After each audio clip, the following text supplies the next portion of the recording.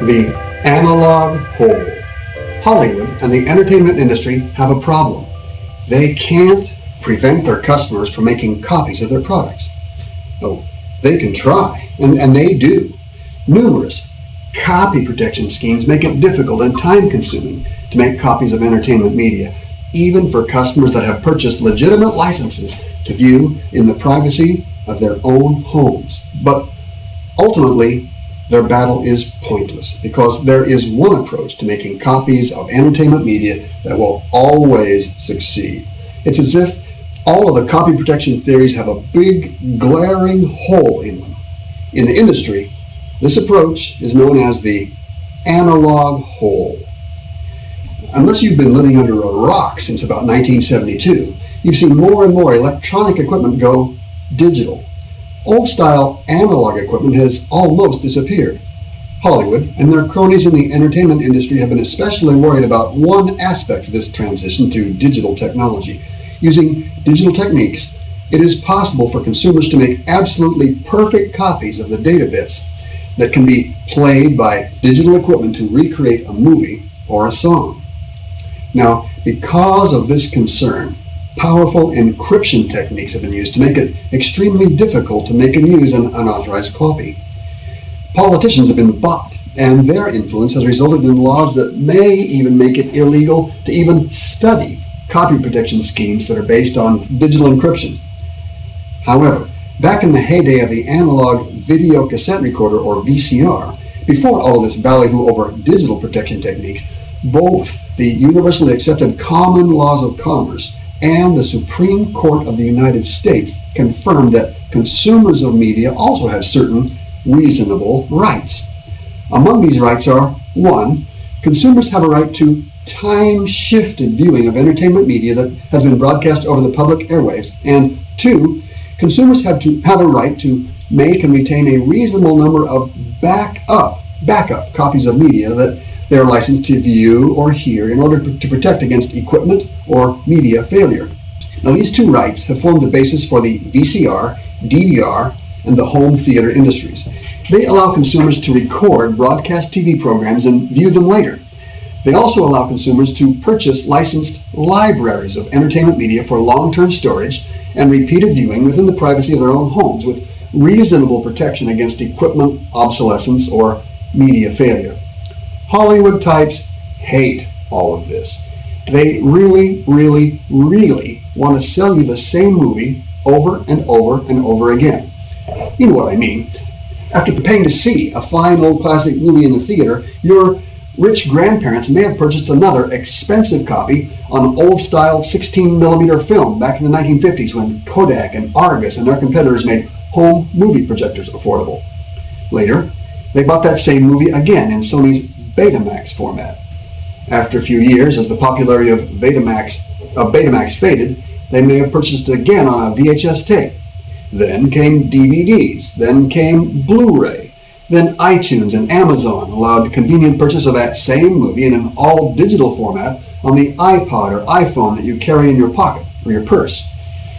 Now, each of these copies was accompanied by a promise, either written or implied, of long-term general viewability at home. But in each case, the entertainment industry executives knew that the time would come when the film would break, or the tape would degrade or stretch, or the disc would become scratched, or the file would be lost, or the equipment required to play it would become obsolete. And they also knew that although customers would reasonably claim a right to make extra copies to protect themselves, as long as it was more difficult to actually make those backup copies than to simply buy an additional licensed new copy, that most people would continue in the wonderful pattern of buying the same program over and over and over again. What a great racket. The result of this has been a kind of a balance of competitive tension between media producers and media consumers. On one hand, the producers take steps to make it difficult to make backup copies and to restrict sale of the required tools. Consumers, on the other hand, seek techniques and technologies to make it easier.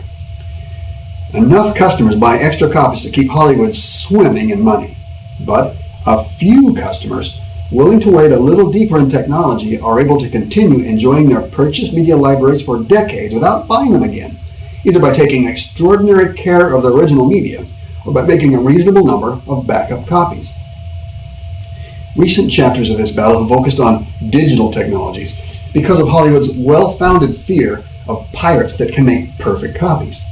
However, these efforts have backfired because the professional pirates always have the resources that are necessary to circumvent the protection schemes.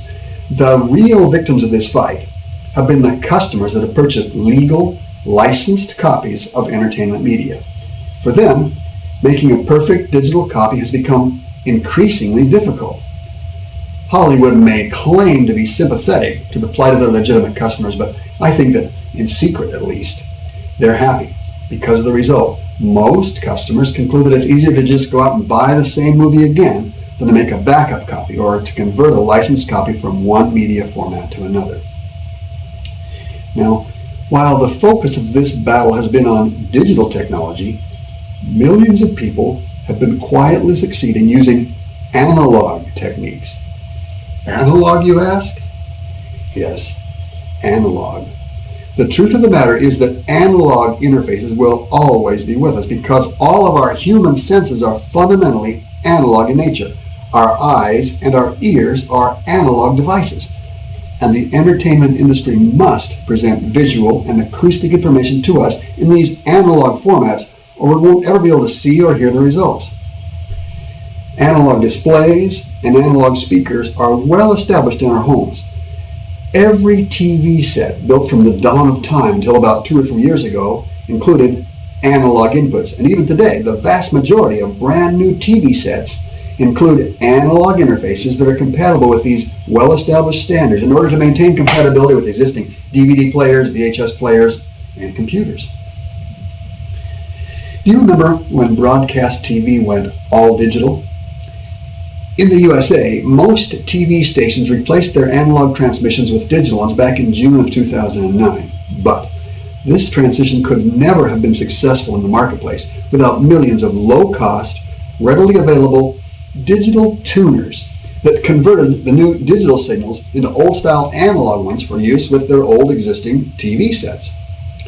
For example, here's what one of these systems looks like. It has an antenna connector for reception of over-the-air digital signals. It converts those digital signals into old-style analog ones, which it sends on to an old-style TV through composite video connectors, the type that have been present on most TV sets since the mid-1970s. It'll be a long, long, long time before these interfaces disappear completely. And now, the dirty little secret. Wait for it.